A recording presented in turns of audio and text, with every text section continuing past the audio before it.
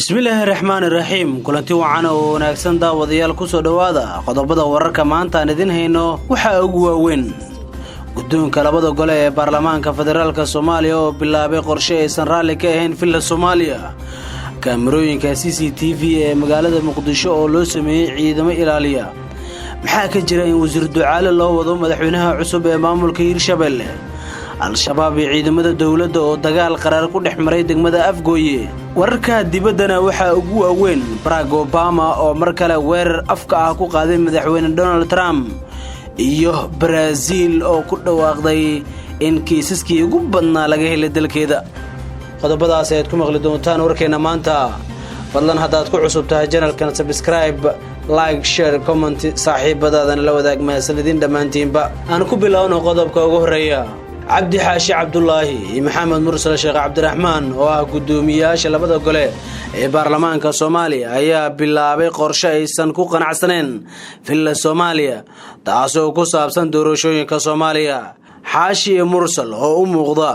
kuwa gudanaya waajibka saaran isla markaana doonaya inay ka dhowrsadaan eedo ugu imaan kara haddii ay dib u dhacdo doorashada Soomaaliya ayaa bilaabay inay muujiyaan mas'uuliyadda baarlamaanka ee doorashada Soomaaliya iyo doorka weyn oo ay leeyihiin labada gudoomiye ayaa bilaabay in nooca doorasho ee dalka ka qabsoomi karto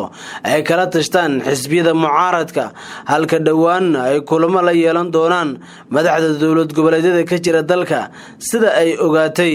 xog waran show waxaana kadib la filayaa in baarlamaanka go'aan ku soo saaro hanaanka doorasho ee Soomaaliya sidoo kale xogta aan helnay ayaa sheegaysa in saraakiil ka tirsan madaxtooyada Soomaaliya ay gudoomiyaasha ka dalbadeen in baarlamaanka ka fikiro sidii dib loogu dhigi lahaa doorashada Soomaaliya taasina ay diideen labada gudoomiye iyagoo cadeeyay in doorashada waqtigeeda ay ku dhacayso wali waxa daawanaysaan warkeeni markana kadib markii al-shabaab laba jeer ay qarxiyeen kaamirooyinka wax duuba ee lagu xiray wadooyinka magaalada Muqdisho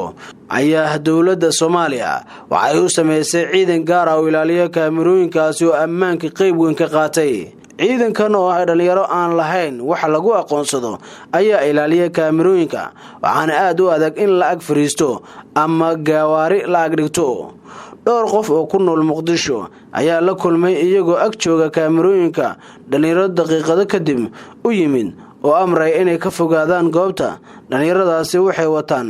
dhar caadi ah waxaana la sheegay in halkii kaamiraba ay habeen iyo maalin ilaaliyaan 2 ilaa 3 askari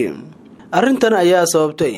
in bulooyinkii la soo dhaafay xal loo helay qaraxyadii lagu xiri jiray kaamirooyinka oo dhowr jeer waxyeeleeyay qalabkaas oo muhiim u ah ammaanka Muqdisho sida ay sheegeen mas'uuliyiinta amniga warkeena ayaa dawladda daawanaysaan daawadayaal warar soo baxaya ayaa waxay sheegayaan in wasiirka amniga Soomaaliya Maxamed Abuukar Islaw Ducaale la doonayo inuu noqdo madaxweynaha cusub ee maamulka Hirshabelle warkan oo markii hore ka soo bilowday baraha bulshada ayaa xubno ka tirsan xafiiska ra'iisul wasaare Khayre waxay inoo sheegeen inuu jiro rabitaanka sidaasi ah balse ma aysan bixin faahfaahin taas dheer muddo xileedka madaxweynaha Hirshabelle ayaa ku eeg bisha September waxaana la filayaa in la soo dhiso maamul cusub wasiir Ducaale ayaa aad waxay isugu dhow yihiin ra'iisul wasaaraha Soomaaliya Xasan Cali Khayre wuxuuna ka mid yahay wasiiro farku-tiris ah oo sidii xilkan loo dhiibay markii la soo magacaabay goliga wasiirada ee ugu horeeyay aan la bedelin inkasta oo shaqadiisa aad loo dhaliilay warkeena ayaa dawladda daawanaysaan daawadayaal guddiga agaasimayaasha bangiga adduunka ayaa ansixiyay lacag dhan 137.5 milyan oo dollar oo lagu caawinayo Soomaaliya si ay ugu jawaabto uguna soo kabato dhowr dhibaato oo dalka ka socda sida lagu sheegay qoraal ka soo baxay bangiga adduunka waxa dhibaatooyinkaasi ka mid ah abaaraha sanado badan jiray ayax soo habsaday oo halis ku ah cunadii iyo cudurka COVID-19 oo Soomaaliya la dirisay lacagta uu ansixiyay bangiga adduunka ayaa qayb ka ah barnaamijka loogu magac daray mashruuca ka jawaabida xasradaha Soomaaliya Somali Cases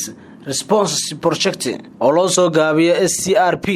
waxaana uu kulamo degdeg ah siin doonaa meelaha ay dhibaatada ugu xoogan ay saameeyeen mashruucan ayaa waxaa si degdeg ugu faa'iideysan doona 1.7 milyan oo Soomaali ah sida lagu sheegay warbixinta ka soo baxday Bangiga Adduunka 20 milyan oo lacagta ka mid ah ayaa waxaa lagu maalgelin doonaa dadaalada ay Soomaaliya kaga jawaabayso cudurka COVID-19 Wasiir Pele ayaa sheegay in ay fursad weyn u tahay dowladda federaalka Soomaaliya warkeena gudaha ayaa dawladda daawanaysa markana dagaal u dhaxeeya ciidanka xoogga dalka iyo dagaalamayaasha Al-Shabaab ayaa xalay waxa uu ka dhacay degmada Afgooye ee gobolka Shabeellaha Hoose dagaalka oo aad u xoogana isla markaana dhawaqa dareenka madaafiicda laga maqlay qayb ka mid ah degmada Afgooye ayaa wararka waxay sheegayaan in xaaladdu ay ahayd mid aad u kacsaneed xalay iyadoona khasaare xoogan oo ka dhashay dagaalkii xalay ka dhacay degmada Afgooye goob joogayaal ayaa sheegaya in dagaalka la isku adeegsaday hubka noocyadiisa kala duwan iyadoo muddo saacada uu ka socday gudaha degmada Afgooye ee gobolka Shabeellaha Hoose maamulka gobolka Shabeellaha Hoose ayaan wali faahfaahin ka bixin dagaalka xalay ka dhacay degmada Afgooye wararka la helayeen waxay sheegayaan in khasaare lixaad uu soo gaaray labada dhinac markana haddii aan eegno akhbaraadka dibadda wasaaradda caafimaadka ee dalka Brazil ayaa xaqiijisay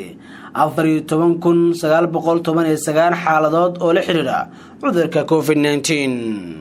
Brazil ayaa imika ah dalka afraad ee dunida ugu horeeya marka loo eego heerka dhimashada iyo dadka uu soo ridanayo COVID-19 wasiirka caafimaadka dalkaasi ayaa iska casilay shaqadiisa Jimcihii la soo dhaafay kadib markii uu eedan u jeediyay madaxweynaha dalka Brazil kaasi uu ku aadan inuu wajahayo jawaarar ku aadan wax ka qabashada cudurkan tirada guud ee kiisaska laga helay wadankaasi Brazil ayaa gaaraysa 233,142 halka dhimashaduna uu sababay xanuunkan ay gaartay 15,633 ruux ugu dambeyntiina haddii aan eegno madaxweynihii hore ee dalka Mareykanka Barack Obama ayaa mar kale weerar afka ku qaaday madaxweynaha xilka kala wareegay ee Donald Trump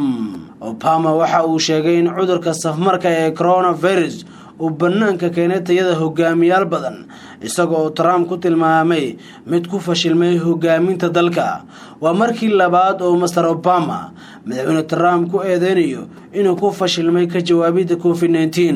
Mareykanka oo halka ugu badan ee laga helay kiisaska xanuunkan iyo sidoo kale wadanka hogaaminaya dhimashada ugu badan ee caalamka ka geystay coronavirus